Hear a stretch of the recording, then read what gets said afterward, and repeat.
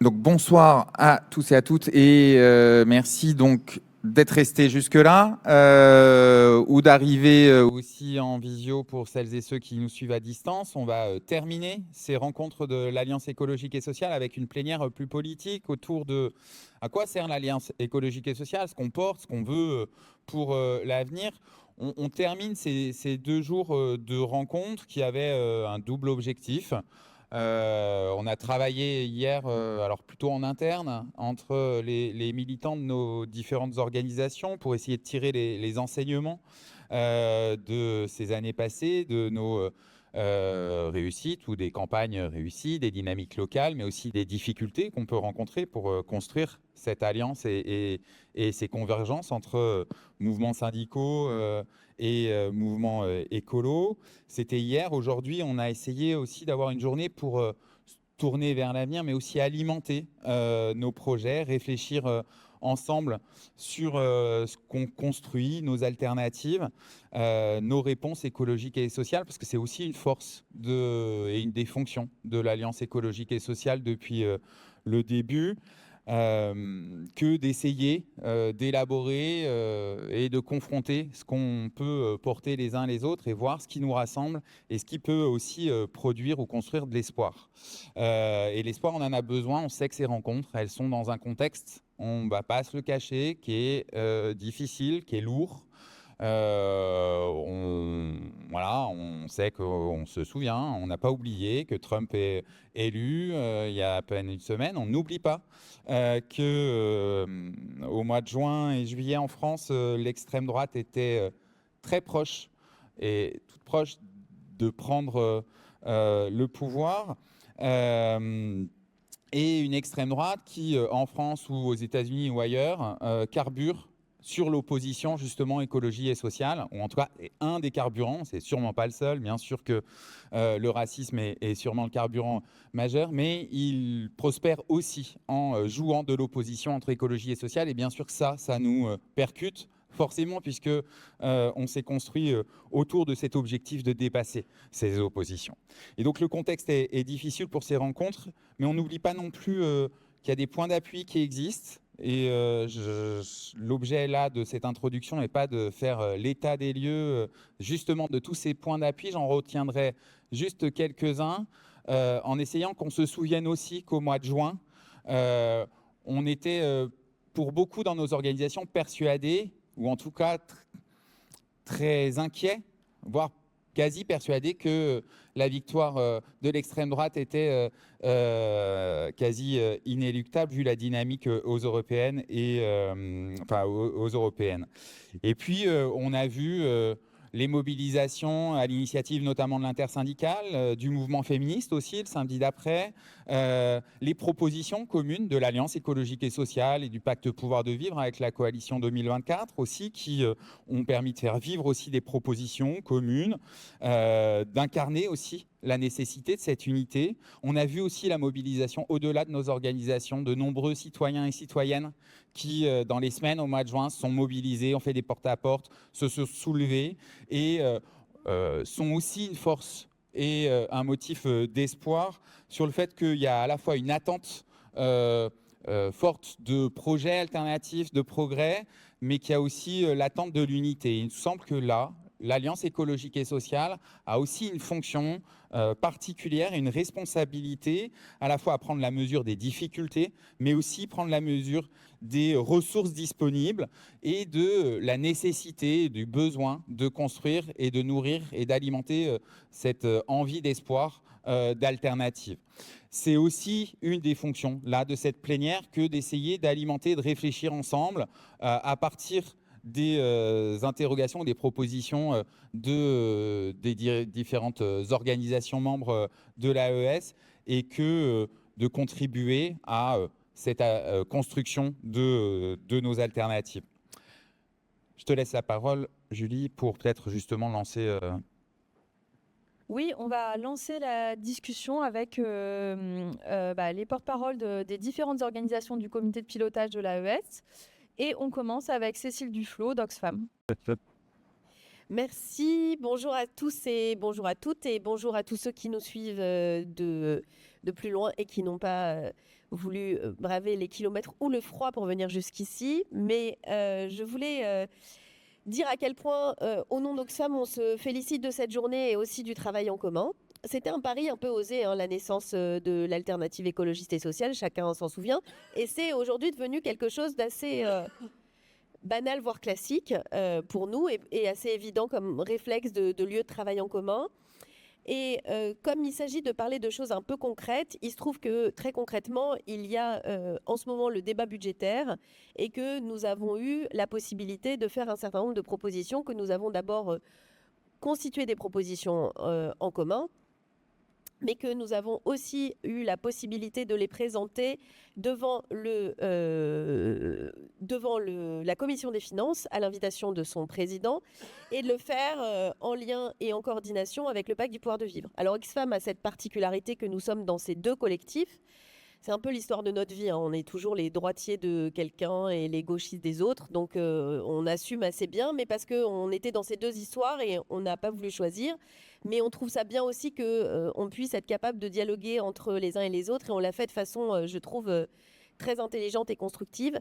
Ce qui est le plus important dans ce débat budgétaire, c'est de pouvoir montrer qu'il y a un chemin dans un monde où le discours est polarisé sur faut faire des économies, faut faire des économies, faut faire des économies, sur à la fois réussir à dégager de nouvelles recettes sans mettre en péril la vie d'un certain nombre de nos concitoyens qui craignent de voir leurs impôts augmenter et de pouvoir investir à la fois dans la transition écologique, dans la justice sociale, dans les services publics. Donc là, je le dis pour Oxfam, nous avons travaillé sur ce que nous appelons le manifeste fiscal, qui est un document qui montre comment on peut récupérer 101 milliards d'euros de recettes nouvelles sans toucher à tous ceux qui individuellement touchent moins de 2500 euros net par mois. Donc un couple, 5000 euros, c'est 70% de la population. Donc c'est pas uniquement les plus riches des plus riches, mais bien sûr ça concerne les plus riches des plus riches. Et pourquoi c'est important ? Parce que aujourd'hui, on sait bien que l'aggravation des inégalités, elle s'est faite au profit des ultra-riches, mais elle provoque aussi des inégalités climatiques parce que, et nous avons publié un rapport il y a quelques jours qui montre que les 50 milliardaires les plus riches du monde émettent à eux seuls autant de CO2 que 1,3 milliard de personnes. Donc lier ces deux sujets, c'est absolument essentiel. Et ce qui est très important dans notre travail à nous, c'est que historiquement, il y a quand même eu souvent des difficultés ou des tensions, et je suis très heureuse de savoir que les tables rondes, à la fois sur les questions de transport, sur la question du fret, ont montré qu'il pouvait y avoir ces convergences entre une approche écologique ou écologiste qui défend la lutte contre la crise climatique et contre la crise de la biodiversité, et une approche qui s'intéresse aux humains aujourd'hui, à ceux qui sont menacés de perdre leur emploi, à ceux qui travaillent dans des activités dont on sait qu'il faut qu'elles organisent une forme de transition. Donc faire dialoguer l'ensemble de ces représentants et l'ensemble de ces familles et de ces traditions politiques aussi, ça nous semble absolument essentiel. Et la preuve est, nous avons réussi à le faire, et nous avons réussi à montrer qu'on pouvait non seulement travailler ensemble, mais produire, parce qu'on en est maintenant au stade où, alors c'est amusant parce que je parlais de ce que propose Oxfam, mais il y a un certain nombre de choses qui sont des choses en commun. Évidemment, de longue date, on partage beaucoup de ce que produit Attaque. Donc, on va arriver à des positions qui seront des positions assez largement partagées.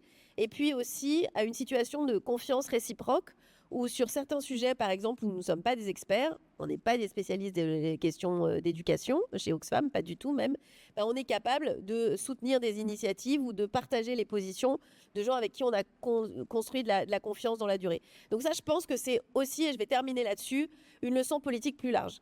Je pense qu'en vrai, si on arrive à travailler dans le cadre qui est le nôtre, avec nos différentes histoires, nos différentes approches, ça démontre que des propositions qui seraient des propositions largement partagées dans la société, où on arrive à se convaincre mutuellement, où on arrive à faire des compromis, à ne pas être sur un patriotisme d'organisation, bah, ce serait possible dans un champ politique plus large. Et bien sûr, Julien l'a dit, on a vécu des moments à la fois très intenses, très compliqués lors des élections législatives, et je fais une incise en ayant un peu de souvenir. Honnêtement, la capacité de mobilisation de la société civile lors de ces élections législatives a été la clé, je dis bien la clé, qui nous a évité cette fois-ci la victoire de Marine Le Pen. Et ça, c'est quand même pas rien. Et pour être une ancienne femme politique, je dis que ce qu'ont été capables de faire les militants de toutes ces organisations syndicales, associatives, collectives, diverses et variées, les politiques entre eux n'auraient pas été capables de le faire. Donc vraiment, moi, je suis reconnaissante en tant que citoyenne à cette capacité collective dont on a pu faire preuve. Mais être simplement en défense, c'est pas suffisant. Et il faut qu'on soit capable maintenant d'être en situation de conquête et en situation de pouvoir mettre en œuvre ces propositions. Parce que, et l'actualité m'oblige à le dire avec ce qui s'est passé aux États-Unis et avec mes collègues américains avec qui on a eu une discussion, ils sont vraiment dans une très grande réflexion. Alors ils s'organisent pour la résistance, ils se disent c'est pas comme si on l'avait pas déjà vécu, mais là ils savent que ça va être encore plus difficile. Et ils nous ont dit, à nous tous les Européens, mais il y avait un petit message particulier pour les Français, essayez d'être meilleurs que nous. Et donc nous on veut vraiment, et ça fait partie du projet d'Oxfam des 2 ans qui viennent, œuvrer à cette alternative écologiste et sociale qui pourra répondre aux besoins de l'immense majorité des habitants de ce pays, être suffisamment crédible, appréciée, soutenue pour qu'elle soit mise en œuvre. Et d'ici là, on sera aux côtés de ceux du fret ou d'ailleurs pour essayer de résister à un agenda qui est évidemment celui qu'on ne souhaite pas, mais auquel on doit faire face quotidiennement, même si les épisodes politiques peuvent aller beaucoup plus vite que ce qu'on a eu l'habitude d'avoir. Alors, je passe tout de suite sur les mêmes thématiques d'inégalité et de financement de la transition. La parole à Vincent Drezé d'Attaque. Oui, merci. Bonjour à toutes et tous. Alors, mon propos sera assez complémentaire à ce que vient de dire de Cécile. On s'y retrouve très largement à la fois sur la manière de faire, sur la manière d'échanger, de s'appuyer sur les regards des uns des autres. Et c'est un peu dans l'ADN d'Attaque, au sens où nos membres fondateurs divers et variés ont construit Attaque et où il a fallu aussi composer et avancer ensemble. Parce qu'on a également fait partie de la plateforme Paradis Fisco-Judiciaire dans laquelle il y a notamment Oxfam, et donc on apprend toujours beaucoup des uns des autres. Et la question aujourd'hui, telle qu'on la voit, et je vais un peu cibler sur la période immédiate au sens du projet de loi de finances tel qu'il est débattu, on peut dégager quelques idées. Déjà, la question de la justice fiscale est devenue un thème, un enjeu politique. Et ça, on peut s'en féliciter parce que ce n'était pas forcément gagné, surtout quand on voit la brutalité du camp d'en face. Mais ça s'est imposé d'une certaine manière avec la force de l'évidence, parce que quand on regarde le bilan des politiques fiscales de ces 20-30 dernières années, singulièrement le bilan de la politique fiscale d'Emmanuel Macron, on peut le résumer très vite. Coûteux, injuste, inefficace. Ça nous a coûté un bras. On est à 60 milliards d'euros de pertes. C'est ce qui a d'ailleurs conduit Attaque au début de l'année à dire qu'on pouvait les récupérer avec un certain nombre de mesures, et des mesures qu'on a largement partagées avec Oxfam et au sein de l'Alliance écologique et sociale. Ça a été injuste parce que les mesures ont été uniquement tournées vers les multinationales et les plus aisés, qui ont donc vu arriver des économies d'impôts qu'ils ont placées, qui leur a dégagé des revenus. Ça a accru les inégalités de revenus et de patrimoine, et ça n'a pas ruisselé sur l'économie. En d'autres termes, les baisses d'impôts ont été un gain de pouvoir d'achat pour une poignée d'agents économiques, y compris les plus polluants. Donc la question de la justice fiscale est venue d'évidence. Ce qui était moins évident, c'était que les questions environnementales, dont on entend évidemment parler depuis longtemps, s'imposent également, et avec ce lien avec les questions sociales. Cécile l'a dit, la question notamment des riches pollueurs, lorsqu'on prend ne serait-ce que cette image, elle justifie à elle seule le fait qu'on veuille instaurer un impôt sur la fortune avec un volet climatique. Pourquoi ? Parce que ça permet, en prenant plus aux plus riches, c'est-à-dire ceux qui ont été bien servis, et ça ne va pas beaucoup leur manquer, ce qu'on leur prendra en plus dans leur train de vie, soyons honnêtes, ça leur enlève un peu de capacité à polluer, et ça nous permet de dégager des ressources pour investir, par exemple, dans l'isolation, pour le transport, et là on peut faire le lien avec le fret ferroviaire. C'est un exemple parmi d'autres. On a d'autres mesures qui ont une cohérence.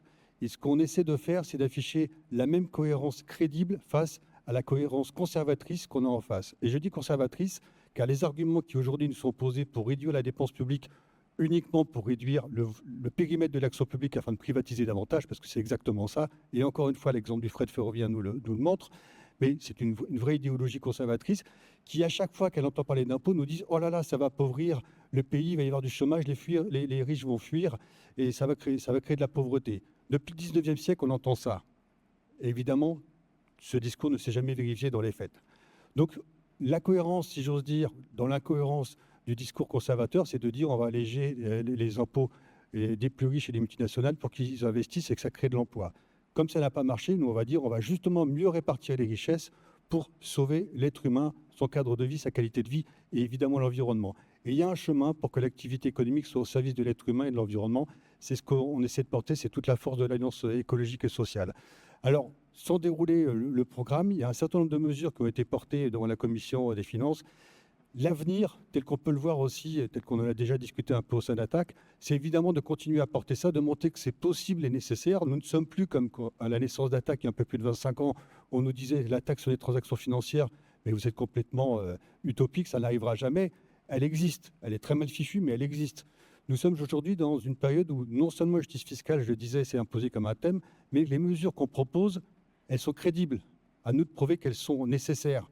Et il faudra également, puisqu'on lit ce combat à la question de la lutte contre l'extrême droite, montrer qu'en renforçant le consentement à l'impôt et la justice fiscale, on renforce la justice sociale et écologique, on permet aux services publics de mieux fonctionner, on permet à des populations de se sentir moins abandonnées, on permet de montrer qu'en tassant les inégalités, on peut refaire un peu société. C'était le thème d'une tribune unitaire qu'on a publiée au mois de septembre. Bref, l'alternative écologique et sociale existe. Elle doit dépasser le rang des militants et devenir une réalité. On a gagné d'une certaine manière la bataille des idées, en tout cas sur certaines idées de fondatrices. Maintenant, ça doit devenir une réalité. Ça va être le sens du combat avec tout ce qu'on sait sur les risques de l'extrême droite qui arrive au pouvoir. Finalement, face à ça, l'alternative, elle est écologique et sociale, forcément. Alors, l'alternative est écologique et sociale. Encore faut-il savoir comment porter les idées écologistes dans un contexte qui est particulièrement défavorable. Donc, Marie Cové, des Amis de la Terre, je te laisse répondre à cette question. Ouais. Ok. Bonjour tout le monde. Donc moi je fais partie des Amis de la Terre et je pense que quand on parle de qu'est-ce qui aujourd'hui dans les luttes écologiques et sociales dissocie des intérêts qui sont perçus comme écologistes de ceux des travailleurs et des travailleuses, la première question à se poser c'est qui joue sur cette dissociation et qui l'alimente, parce que de manière évidente, et on a eu énormément d'exemples ces dernières années, les camps politiques qu'on combat, que ce soit l'extrême droite, que ce soit le gouvernement, joue sur cette distinction et l'alimente en permanence. Je pense que la jurisprudence gilet jaune, qui est le grand traumatisme pour Macron en termes de lutte sociale, c'est quelque chose qu'ils utilisent en permanence pour nous dire qu'ils sont incapables de mettre en place des mesures écologiques ambitieuses puisque le pays n'est pas prêt. Et c'est aussi des choses dont les multinationales vont jouer pour capter des aides publiques. On l'a vu pendant la crise Covid avec Air France qui jure la main sur le cœur qu'il faut sauver l'emploi avant tout et que donc il ne faut vraiment pas conditionner les aides à une quelconque exigence écologique, mais par contre qui derrière font quand même un plan de licenciement parce qu'il ne faudrait pas que ça risque de mettre en jeu leurs intérêts. Donc ils jouent en permanence sur cette distinction. Et c'est vrai aussi dans l'autre sens, c'est-à-dire qu'ils vont utiliser l'écologie en pâture pour aller faire de la casse sociale. Et ça, il y a eu plein d'exemples qui ont été discutés ces 2 derniers jours. Nous, côté Amis de la Terre, on avait été actifs sur Grand Puy, où Total utilisait le prétexte de la transition écologique pour dire non mais en fait, on va licencier des gens parce que vous comprenez, on va arrêter de faire du pétrole en France. Tout ça pour délocaliser. Donc vraiment, cette distinction, elle est au cœur de ce que nos adversaires essayent d'alimenter. Et en fait, de notre côté, et ça c'est une discussion qu'on a souvent eue avec, je dirais, les historiques des Amis de la Terre, quand côté jeunes militants, on a un peu l'impression de réinventer la poudre en disant « ouais, c'est super, on fait des alliances entre syndicats et écolos », où eux nous rappellent que c'est pas quelque chose qui sort du chapeau et qu'en fait, il y a une histoire écolo des mouvements syndicaux. C'est quelque chose qui a existé de manière très forte dans les années 60 et 70. Il y a eu énormément de luttes qui se sont structurées en alliance entre les militants écolos et les militants sociaux. Pour prendre juste un exemple proche de l'histoire des Amis de la Terre, toute la lutte autour du plan de sûreté nucléaire, il y a eu énormément d'assemblées qui ont été organisées par les travailleurs du nucléaire, où ils se sont organisés, où ils ont eu des débats sur les risques causés par le nucléaire. Et c'est vraiment cette alliance-là qui a permis de porter ce combat. Donc on n'est pas en train de réinventer quelque chose qui n'existe pas. Par contre, on recrée des espaces qui sont nécessaires parce que c'est que comme ça qu'on réussit à éviter la division que le camp politique d'en face essaye de nous imposer. Et je pense que Du coup, quand on parle de l'écologie qu'on veut et de l'écologie qu'on défend, quand on dit qu'on défend des écologies populaires et anticapitalistes et tout ça, c'est pas juste un slogan pour faire joli. C'est vraiment parce que nous, on ne défend pas une écologie dont le but serait d'avoir des arbres verts et de réussir à avoir une nature luxuriante pour que des gens aillent faire des loisirs dans les classes aisées. On parle vraiment de nos conditions de vie. Donc, on parle de l'air qu'on respire, on parle de ce qu'on mange, on parle de notre système économique, du coup, de la manière dont on travaille, de pour quelle entreprise on travaille, de est-ce qu'on est obligé de travailler pour des trucs qui dévastent complètement la planète. Et c'est vraiment ça qui est au cœur de l'écologie qu'on défend. Et après, du coup, donc, dans la manière dont on peut s'organiser pour éviter de semer cette division-là, on ne peut pas se cacher sous la table et nier le fait qu'il y a des tensions dans nos différentes organisations et dans les différentes structures militantes. Et qu'il y a aussi des fois des intérêts divergents, des intérêts de classe qui ne sont pas les mêmes, des priorités aussi qui ne sont pas les mêmes. Mais que justement, avoir des espaces comme l'AES où on peut traiter ça, où on peut discuter de ça et où on peut mener des combats ensemble, c'est vraiment ça qui nous permet d'avancer en fait, dans nos luttes. Et ça, je prends un dernier exemple qui est côté Amis de la Terre. Il y a des réflexes écolos qui sont à déconstruire. Typiquement, nous, une des luttes qu'on porte, c'est une réflexion autour de la question des engrais, qui sont, quand on produit des engrais, c'est extrêmement émetteur, donc c'est des pollutions énormes, ça pollue les sols, enfin bref, voilà. Il y a Yara qui a annoncé qu'ils allaient fermer la plus grosse usine d'engrais de France. Donc, premier réflexe écolo, super, trop bien, génial, ça fait des engrais en moins, ça fait une usine polluante en moins, c'est génial. Juste, si on creuse, il ne faut pas creuser loin. Non seulement, ça fait un plan de licenciement très important, mais en plus, ce n'est pas pour arrêter de produire des engrais, c'est juste qu'on va aller le faire ailleurs, on va complètement délocaliser. Et c'est aussi le rôle de nos organisations que de réfléchir et de ramener cette vision internationale. On n'est pas dans un circuit fermé où on est chacun sur nos luttes et où on gagne nos luttes en silo. On est dans un système, et c'est un système qu'on combat. Et voilà. Donc, c'est ça qu'on essaye de faire ici. Je crois que c'est à peu près tout, mais ça fait déjà un bon programme. Vraiment, moi j'ai l'impression qu'aujourd'hui, côté Alliance écologique et sociale, on s'inscrit dans cette longue histoire. En fait, il n'y a personne, et je ne sais pas, peut-être qu'il faudrait faire l'expérience dans la salle, mais dans nos individualités de militants, militantes en lutte, je ne crois pas que les gens soient des silos où ils sont en mode moi je suis une case syndicalisée, et puis moi je suis une case militant écolo, et puis moi je suis une case habitant riverain. On est tous et toutes impliqués dans des luttes multiples. Et en fait, les alliances qu'on tisse ici, elles existent dans la vie réelle, elles existent de manière démultipliée dans les territoires. Mais du coup, la question, c'est comment est-ce qu'on empêche nos adversaires d'user de ces divisions et comment on avance pour lutter ensemble efficacement, quoi. Jérôme Frignier de Greenpeace. Bonjour à toutes et à tous. J'ai l'impression que le micro marche. Oui, vous me confirmez. Je vais pas répéter ce que tu viens de dire. On partage le constat. Je vais plutôt essayer de compléter, peut-être du point de vue de Greenpeace, redire aussi que c'est vrai que la mobilisation des Gilets jaunes, pour nous, ça a été non pas une découverte de la question de comment les messages peuvent être interprétés, déformés, etc., mais un rappel de l'urgence à adresser mieux ces questions de à qui on parle, comment notre message est perçu et quels sont ceux qui vont essayer de contrecarrer ça, de manipuler, etc. Il ne me semble pas évoqué, mais on s'interroge aussi beaucoup sur évidemment le rôle des médias. Et là aussi, c'est un sujet d'inquiétude avec les rachats, la construction d'un pôle ultra conservateur ou d'extrême droite au niveau des médias et la polarisation extrême qui en résulte. Moi, ce qui me frappait il y a déjà 10 ou 15 ans en suivant la situation aux États-Unis avec nos collègues, c'était l'extrême polarisation qui, à l'époque, était beaucoup plus visible, beaucoup plus forte qu'en France, des sujets environnementaux, où en gros, si on est républicain, on est contre absolument tout ce qui se rapproche des questions environnementales. Et moi, j'ai le sentiment que c'est exactement ce qui s'est passé chez nous aussi ces dernières années, donc au niveau des médias, au niveau politique. Donc voilà, cette interrogation au niveau des médias, mais aussi des réseaux sociaux avec Twitter, X, qui est de plus en plus problématique. C'est aussi quelque chose qu'on doit prendre en compte. Alors après, comment on s'adapte, quelles leçons et quelles conséquences ça peut avoir sur notre manière de faire campagne, de ces réflexions.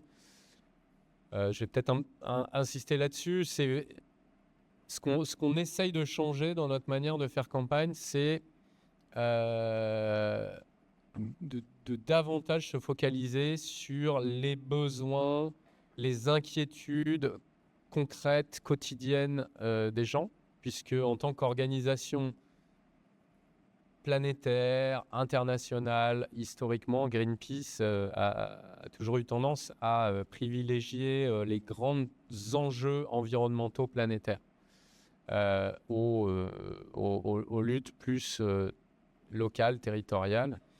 Donc voilà, donc ça c'est des choses qu'on doit changer parce que on sait que voilà, on n'arrivera pas à contrecarrer cette logique de polarisation, de caricature, d'opposer les écolos et ceux qui se soucient véritablement du peuple si on change pas voilà, notre focale, la manière dont on s'adresse aux gens. Donc vraiment partir des besoins, des réalités concrètes, la question des services publics, voilà, qui nous anime aussi au sein de l'Alliance écologique et sociale.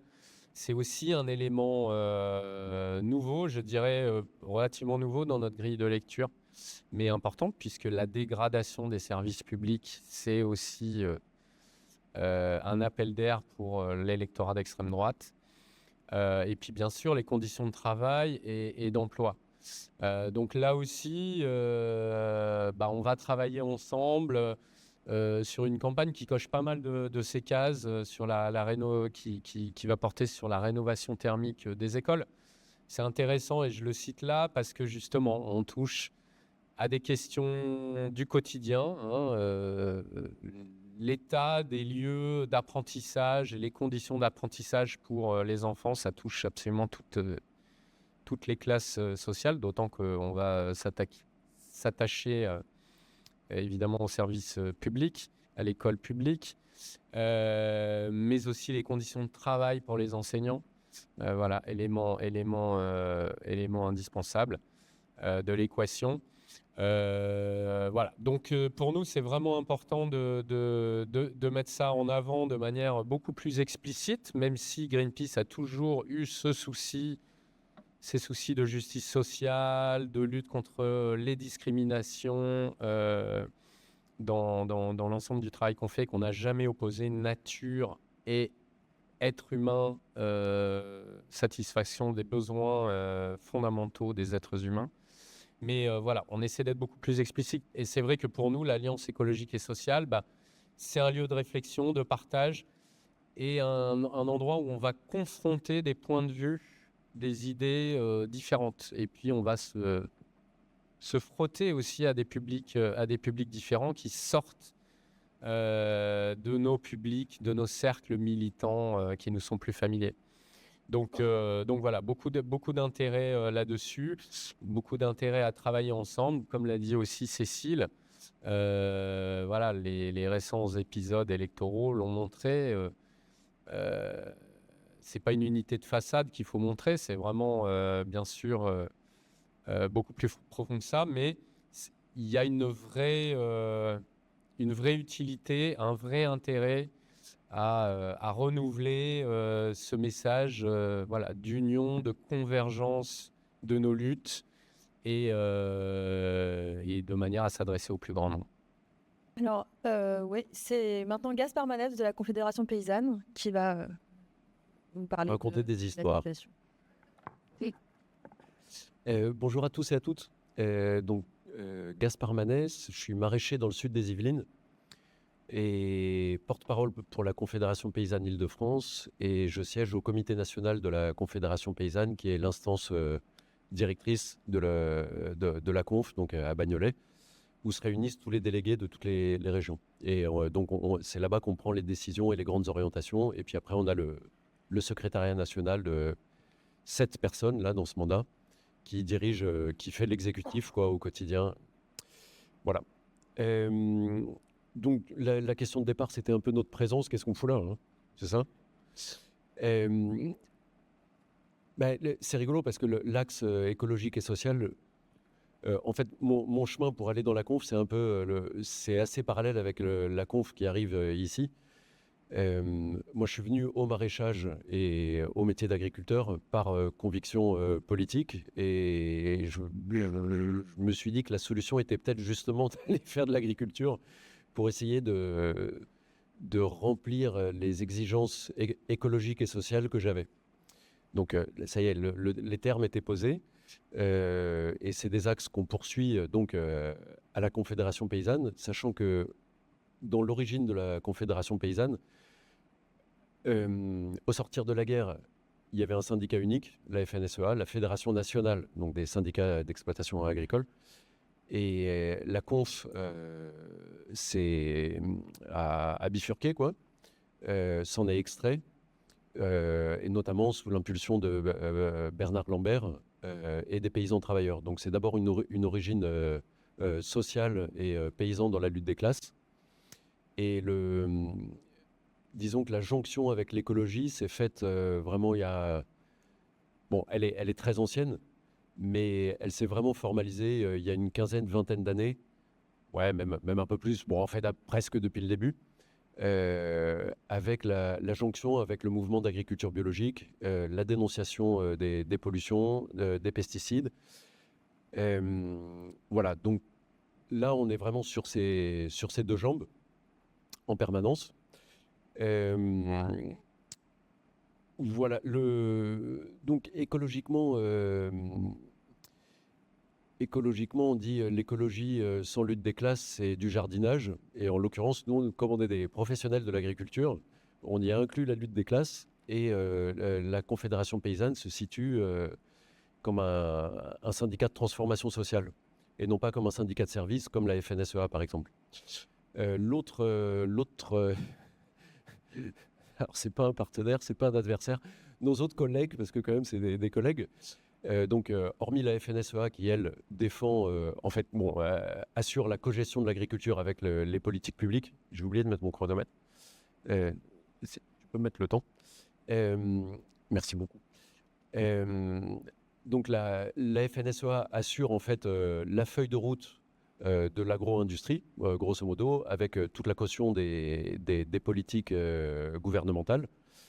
Donc une marche en avant forcée vers le productivisme, la financiarisation, l'économie de marché, telle qu'on la connaît dans tous les secteurs de nos activités, si ce n'est que l'agriculture avait été relativement préservée jusqu'à un certain point, quoi.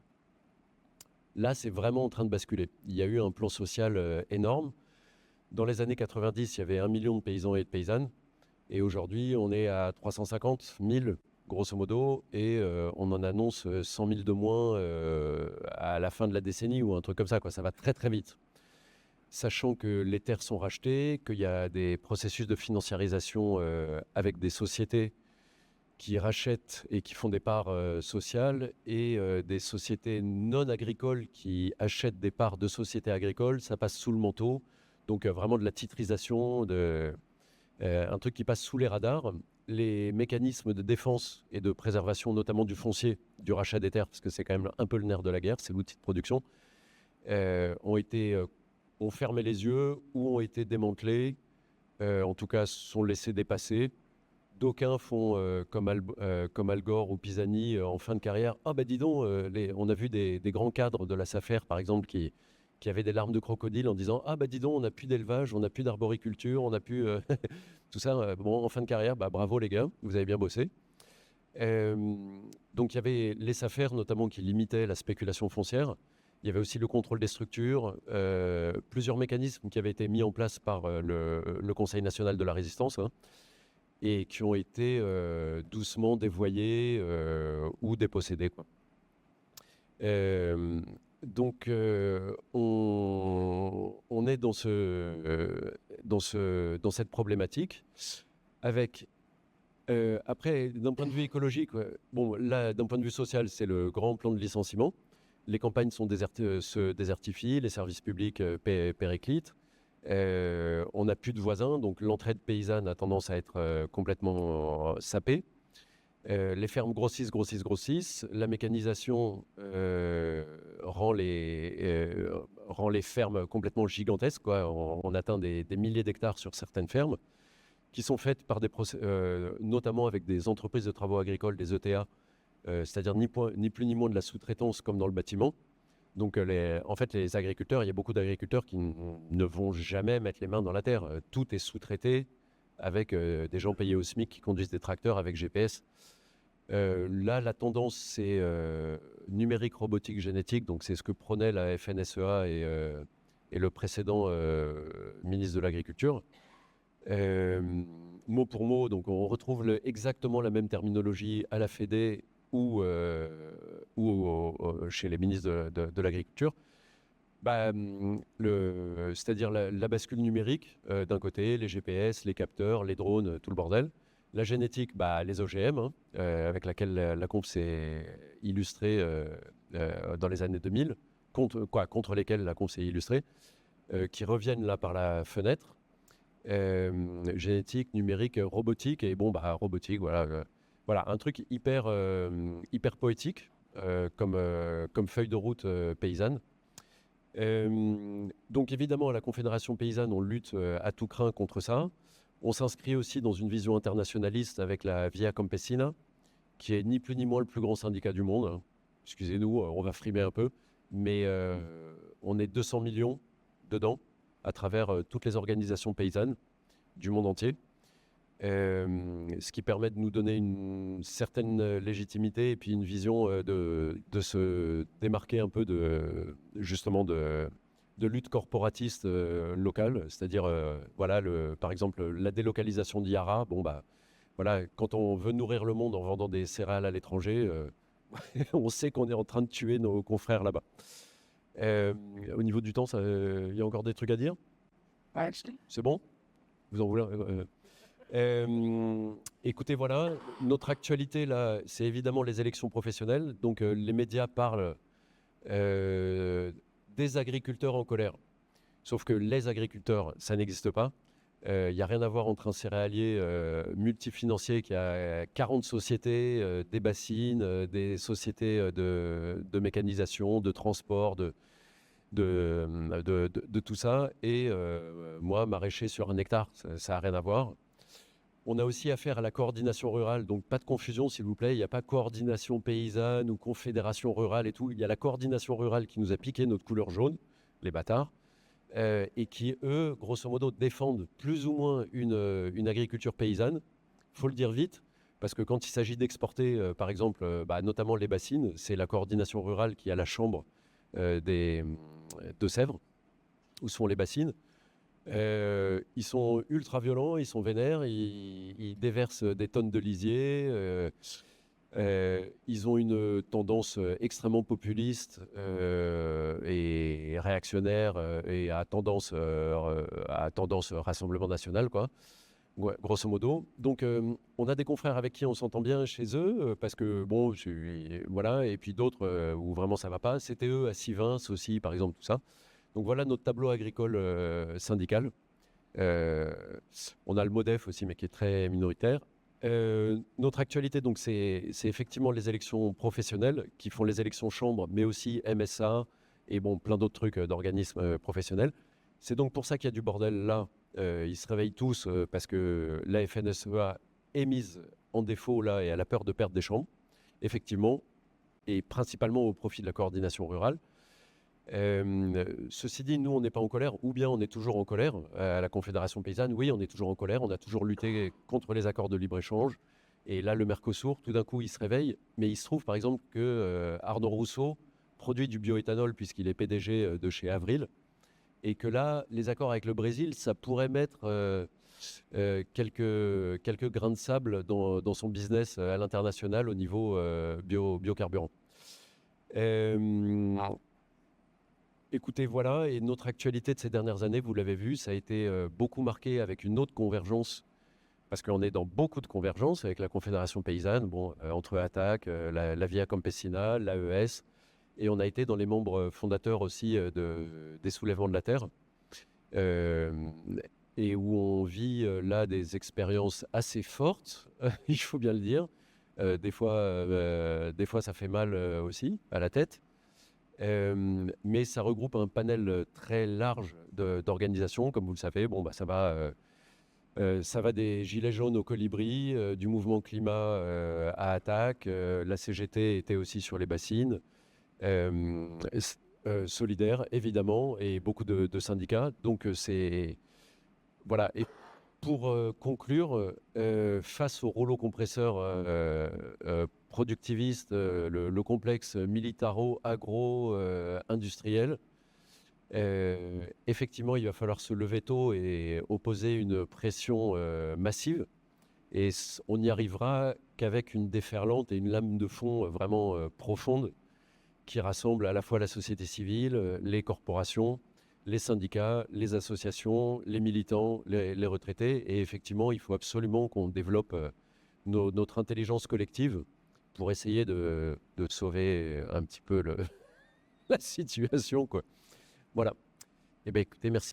Merci Gaspard. Alors on va terminer cette série d'interventions avec les 2 syndicats de salariés qui sont actuellement dans l'AES et qui vont expliquer quels sont les chantiers qui nous semblent décisifs sur les questions syndicales dans la période actuelle.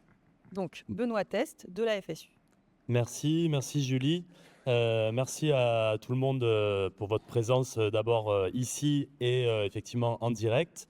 À distance, parce que ça fait partie quand même d'une actualité intéressante du moment, cette capacité à se rassembler, cette capacité à faire du commun. On a fait 2 journées, il y avait hier un stage syndical et puis aujourd'hui ces rencontres.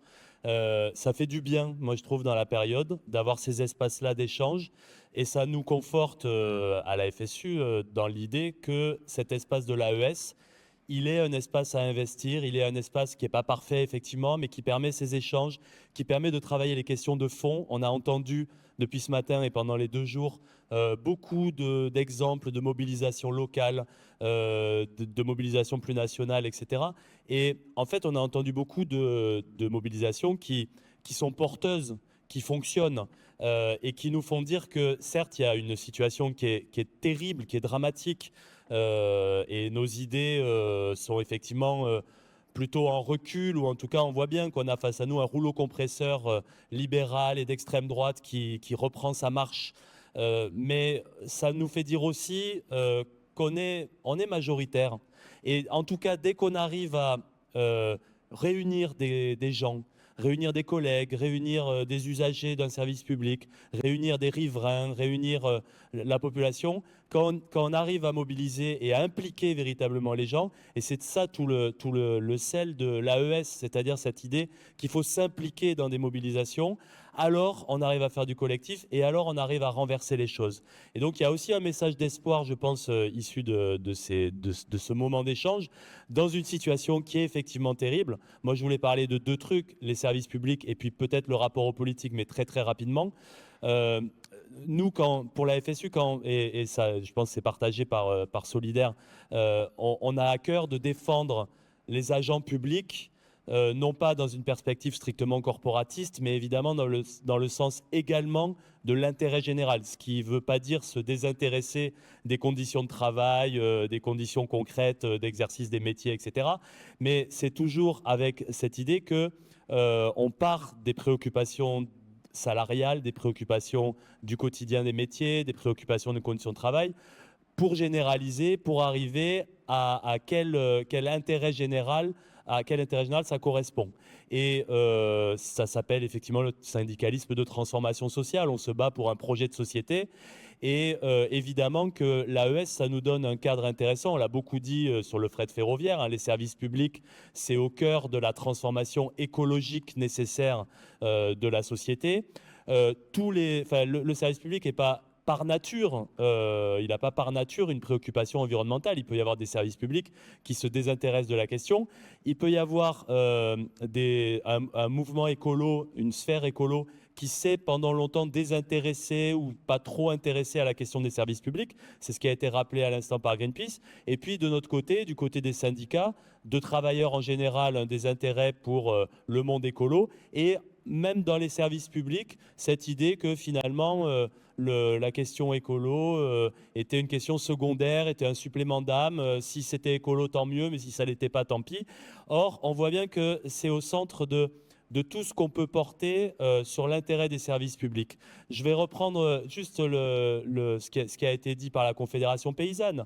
Il y a des lobbies en matière d'agriculture. Il y a en particulier le lobby de la FNSEA, le lobby de l'agriculture industrielle. Moi, ça me fait penser à toute la lutte qu'on mène contre ce même lobby dans les lycées agricoles, pour que les programmes qui sont, et les enseignements qui sont délivrés aux élèves qui se destinent au métier de l'agriculture, qui doivent devenir agriculteurs, soient pas uniquement influencés par l'agro-industrie, par les techniques de l'agriculture industrielle, capitaliste, etc. Et ça, on mène une bataille de chiens dans toutes les commissions, dans tous les endroits où on peut le faire, parce qu'on a une certaine conception de nos métiers, parce qu'on ne veut pas enfermer les élèves dans une seule idée de l'agriculture. Et après, avec une vision très, très pluraliste des choses, hein, tous les éléments leur sont présentés. On obéit aussi à des programmes en tant que fonctionnaire. Mais justement, l'intérêt du statut de la fonction publique, c'est de ne pas être soumis à un lobby particulier, de ne pas être soumis à un intérêt privé, d'avoir cette possibilité d'indépendance.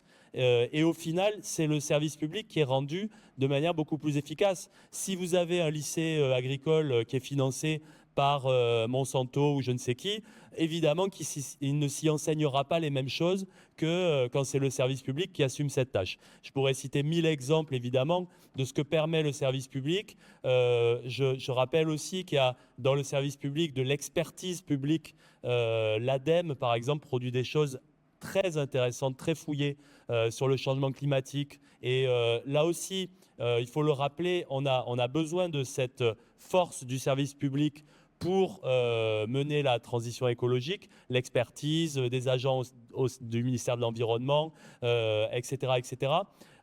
Et je fais le lien quand même avec ce qui se passe aux États-Unis et Elon Musk, qui a été félicité par notre ministre de la fonction publique. Elon Musk, l'intelligence artificielle, la déshumanisation la plus complète au service d'une coupe dans tous les budgets publics qui puissent servir au service public. C'est un univers et un avenir absolument effrayant qui se dessine. Et c'est pour ça aussi qu'il y a un lien très fort avec les préoccupations environnementales et avec les préoccupations des militants de l'écologie. Derrière la case des services publics, il y a la case de tout un projet de société où c'est la solidarité qui prime, où c'est l'égalité qui prime, l'égalité d'accès à ses droits, plutôt que le chacun pour soi, l'individualisme, le repli sur des individus qui sont censés construire eux-mêmes leur propre parcours sans aucune aide, sans aucun accompagnement. Et évidemment, c'est tout un projet de société qui est anti-écolo. C'est l'inverse du projet de société qu'on peut avoir les uns et les autres. Et donc, on se retrouve autour de cette défense des services publics. Et ça a été un apport très fort de l'AES à la réflexion et aux actions de la FSU. On a mené des choses notamment sur les lycées agricoles et pas que, hein, évidemment. Et on s'est félicité aussi de pouvoir avoir cette lutte sur le fret ferroviaire, hein, parce que c'est aussi une dimension du service public qui est véritablement fondamentale. Et on va mener dans les prochains temps, ça a été rappelé aussi, une réflexion et des actions autour de la rénovation du bâti scolaire. Et là aussi, ça nous a apporté, je pense, dans la FSU, beaucoup de choses aussi en termes tout simplement de pratiques militantes.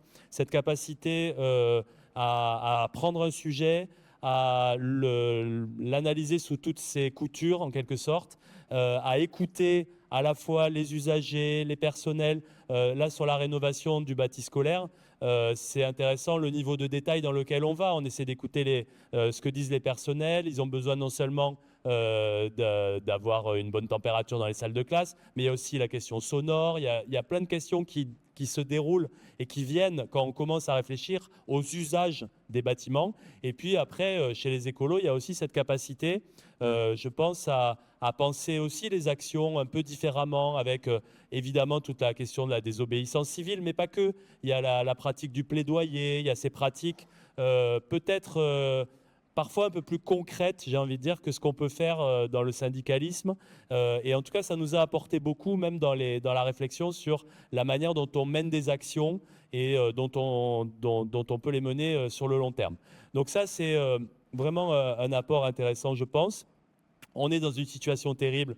Je ne vais pas vous en convaincre parce que je pense qu'on en est relativement convaincu. Mais fonction publique, quand on tape sur la tête des fonctionnaires, c'est effectivement, alors c'est une vieille tradition plutôt de droite que de moquer la fonction publique fainéante, etc. Mais là, on a quand même basculé dans tout à fait autre chose, hein. C'est pas le petit fonctionnaire bashing tranquille pour simplement rigoler un peu dans les dîners de famille, hein. 3 jours de carence, par exemple, c'est une mesure d'une brutalité inouïe. C'est quand même, on va retomber dans la crainte d'être malade, parce que 3 jours et puis 90% seulement d'indemnisation, ça va vouloir dire des pertes de salaire considérables. Il y a un enjeu de santé publique, évidemment, parce qu'aller travailler malade, c'est quand même pas terrible, à l'hôpital, à l'école, etc. Donc, évidemment, il y a ça. Et en plus, comme beaucoup de mesures qui sont prises, ce sont des mesures inefficaces, qui ne fonctionnent pas, qui ne sont pas faites pour ça. Ce n'est pas fait pour supprimer les arrêts maladie, puisque souvent, les jours de carence, en tout cas quand on les a mis en place, on va travailler malade, donc on tombe plus malade, et derrière, on prend des arrêts encore plus longs, et au final, c'est effectivement pas du tout efficace. Donc, il y a quelque chose d'important, de violent également, hein, dans ce qui se passe aujourd'hui sur la fonction publique, la hache, la tronçonneuse, etc. Et du coup, je ne parlerai pas du rapport politique, mais évidemment, quand on a en vue l'intérêt général, évidemment qu'après, il faut se poser la question de comment nos revendications sont portées par le politique. L'AES a aussi été un cadre d'échange particulièrement pertinent sur le rapport aux politiques, notamment au moment de la séquence électorale. On n'a pas eu tous exactement les mêmes positions, mais je pense que l'existence de ces cadres-là, ça pèse sur le climat unitaire. Et le climat d'unité à gauche, il a aussi été conditionné par l'existence de ce type de regroupement. Et c'est pour ça aussi qu'ils font du bien, et c'est pour ça aussi qu'il faut les creuser, les continuer, et certainement pas en se ralliant aux politiques. Nous sommes la société civile.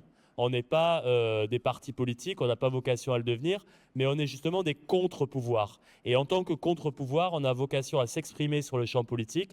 On l'a fait, et je pense qu'on l'a plutôt bien fait, dans l'urgence et devant l'adversité terrible, puisqu'il y avait la victoire imminente de l'extrême droite. Cette possibilité que l'extrême droite accède au pouvoir est toujours là, elle est toujours devant nous, et donc il faut vraiment creuser, continuer les actions dans ces cadres comme ceux de l'AES. Voilà. Dernière intervention, je passe la parole à Julie Ferroy de l'Union syndicale solidaire. 22, oui, c'est bon, ça fonctionne. Donc, je vais essayer de ne pas faire de redite avec tout ce qui a été dit déjà et qu'on partage pleinement à Solidaire. Moi, j'ai commencé par une énumération qui va être un petit peu déprimante. Auchan, Michelin, Valeo, ExxonMobil, ou encore plusieurs entreprises de jeux vidéo, des plans de licenciement qui se multiplient partout, des suppressions d'emplois, presque 150 000 qui sont à prévoir d'ici les 2 prochaines années.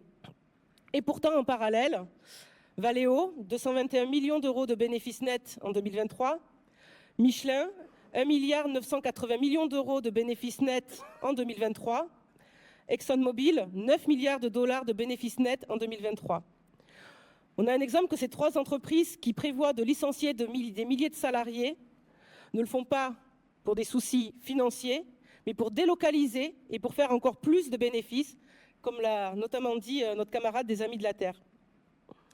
Parmi ces entreprises qui licencient, ce sont aussi des entreprises qui reçoivent des milliards d'euros d'aides publiques qu'on leur verse sans aucune contrepartie. Ce sont des choses qu'on a dénoncées, nous, au niveau syndical, depuis des années. Il y a des aides publiques, on verse aux entreprises, on exige des contreparties. Premier combat, il faut qu'on exige le remboursement de toutes ces aides publiques versées et de ces exonérations quand les entreprises licencient. Plus généralement, à Solidaire, on exige le suivi et le contrôle de toutes les aides publiques accordées aux entreprises. Au-delà, il faut poursuivre et repenser nos analyses sur les rapports entre écologie et emploi, entre écologie et travail. Avec une grande partie du mouvement social, nous avons fait la démonstration ces dernières années qu'on ne pouvait pas opposer emploi et reconversion écologique, parce que la reconversion écologique de l'économie sera créatrice d'emplois. On entend dans les médias que la reconversion écologique pourrait détruire 500 000 emplois. Mais en vrai, la reconversion écologique peut en créer plus d'1 500 000. Ce sont des emplois que l'on souhaite stables, correctement rémunérés, qui redonneraient du sens au travail. Par exemple, dans le secteur de la rénovation énergétique, dans les énergies renouvelables, dans la réparation et le recyclage, dans l'agriculture paysanne, dans le transport, dans les services publics, on l'a déjà dit et redit, dans la recherche, etc. Pour autant, ce discours n'est pas suffisant quand on s'adresse aux salariés dont les emplois seraient détruits. Parce que les créations d'emplois ne mobilisent pas forcément les mêmes compétences, donc les mêmes personnes. Et qu'au-delà de la perte de leur emploi, il y a aussi la peur du déclassement, c'est-à-dire, même en bénéficiant d'une formation, d'avoir des accès à des emplois moins avantageux. Pour exemple, on peut prendre par exemple les dockers ou les raffineurs. Les salariés ont obtenu dans ces entreprises des contreparties importantes, notamment en termes de salaire, mais ce sont aussi des contreparties au risque de leur activité, qui engendre des risques sur leur santé. Ils ont aussi obtenu, en raison du pouvoir et de blocage de l'économie, Ils ont aussi obtenu, en raison de leur capacité de blocage de l'économie, toutes choses qu'ils ne retrouveront pas forcément dans d'autres secteurs. Ils ont un statut, une respectabilité, une identité de pouvoir, un corps, et surtout, ils sont une corporation unie dans la lutte. Donc on doit apprendre à parler et à discuter avec les salariés. Juste revenir aussi un petit peu sur les différentes fermetures de boîtes qui ont lieu. Certaines fermetures de boîtes sont l'effet de politiques environnementales. Aujourd'hui, des mesures dites de transition écologique se font sans aucun accompagnement des salariés qui restent sur le carreau. Pour exemple, les 10 000 licenciements avec la liquidation de l'entreprise Mili, ex-Adrexo, la société de distribution de prospectus. Ces suppressions d'emplois étaient entièrement anticipables avec les mesures mises en place par la loi climat et résilience sur cette distribution, et pourtant rien n'a été prévu pour eux et elles. Mais ce n'est pas dû au fait de la protection de l'environnement, le problème. C'est l'État qui n'assume pas les conséquences de ses décisions et qui ne veut pas faire une transition et qui ne veut pas changer la loi du profit. Dans d'autres cas, on est face à du greenwashing pur et simple. Ça a été dit notamment quand la raffinerie Total de Grand Puy a fermé. L'Alliance écologique et sociale a organisé le soutien aux salariés pour dénoncer le mensonge de Total, qui se justifiait au nom de la transition, mais qui poursuit ses activités extractivistes partout dans le monde. De même, il est certain que Michelin ou ExxonMobil ne vont pas diminuer leur production, mais les délocaliser dans d'autres pays avec une prime au moins 10 ans, sociale et environnementale, et puis bien sûr, faire plus de bénéfices pour les actionnaires. Enfin, certaines fermetures de boîtes n'ont rien à voir avec la transition, mais avec les mauvais choix de ses dirigeants. Ce qui est certain, c'est qu'une rupture sociale et écologique ne peut se faire sur le dos des travailleurs et des travailleuses. C'est vrai de l'emploi, ça l'est aussi des conditions de travail. Toutes les fois où la transition sera synonyme de dégradation des conditions de travail, sans contrepartie en termes de rémunération, de temps de travail, de hausse des effectifs, de partage du travail et des richesses, les salariés se détourneront du combat pour l'environnement. Les reconversions doivent être discutées, construites avec les travailleurs et les travailleuses. Ce sont eux et elles qui produisent, ce sont eux et elles qui connaissent leurs outils de travail. Elle doit aussi intégrer cette reconversion, l'amélioration des conditions de travail et redonner du sens au travail. Nous pensons qu'une véritable rupture écologique doit impérativement être un moment de conquête de nouveaux droits qui la rendent possible et désirable à la hauteur de ce qu'ont été les lois Auroux, par exemple. On doit sécuriser les reconversions professionnelles par de nouveaux droits. C'est aussi un ensemble de revendications que porte l'Alliance écologique et sociale et qu'on peut sans doute mieux mettre en avant collectivement parce qu'elles existent davantage dans nos mobilisations. Dans certains syndicats, comme à Solidaire, nous portons la revendication d'un nouveau statut du salarié. Alors, qu'est-ce que c'est ce nouveau statut du salarié? C'est un socle revendicatif à moyen terme. Il consiste à attacher les droits, en créant de nouveaux droits, non plus à un contrat de travail, mais aux salariés. Des droits transférables et opposables de l'employeur d'une entreprise à l'autre.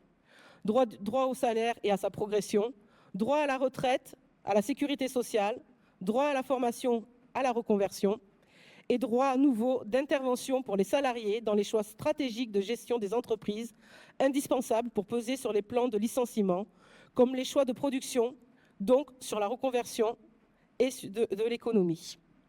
C'est donc des discussions qu'on doit poursuivre, et on le fait au sein de l'Alliance écologique et sociale, et puis on le fera aussi dans la rue pour les revendiquer partout. Calendrier en tête, on a le 5 décembre, mobilisation sur la fonction publique et pour la défense des services publics. Le 21 novembre et sûrement 11 décembre, mobilisation fret et avec la nécessité de s'adresser aussi, nous, usagers, AES, pardon, aux usagers en soutien aux cheminots et cheminotes, et on prend l'engagement de travailler à produire un matériel rapidement pour que sur les gares, on puisse aller soutenir les cheminots avec un tract AES. Et puis, il y aura les campagnes AES. Avant cela, il y aura sûrement une mobilisation. Alors là, c'est plutôt la région parisienne sûrement qui sera mobilisée autour de la chapelle d'Arblay, possible fin novembre, début décembre. On vous tiendra au courant, mais il y a la nécessité de mettre la pression sur ce gouvernement, sur ce sujet-là, parce qu'il ne lâche pas l'affaire, ou en tout cas, il ne fait pas ce qu'il faudrait. Et puis, les campagnes AES, le fret, on va continuer. On l'a dit, école, rénovation, ça fait écho à ce que disait Cécile sur l'adaptation. Là, il y a un projet qui est en cours et qui va être travaillé. Et puis, on va tirer ensemble aussi, prendre le temps de tirer bilan de rencontres, des rencontres qui sont à bien des aspects positifs, mais qui appellent à faire d'autres choses. Il y a sûrement des enjeux autour de la formation croisée, d'essayer de voir comment on peut continuer à ouvrir des espaces où on se confronte, localement ou nationalement d'ailleurs, à tous les échelons. Et ça, on vous tiendra, ou en tout cas, on tirera les enseignements et on dressera aussi des perspectives. Donc, merci beaucoup pour ces 2 jours ou cette journée pour celles et ceux qui sont venus qu'aujourd'hui. Et à très vite et à très bientôt. Allez. Dernier mot pour les collectifs locaux. Merci à toutes et tous de votre implication et on revient très vite vers vous pour maintenant communiquer très souvent. Et mieux.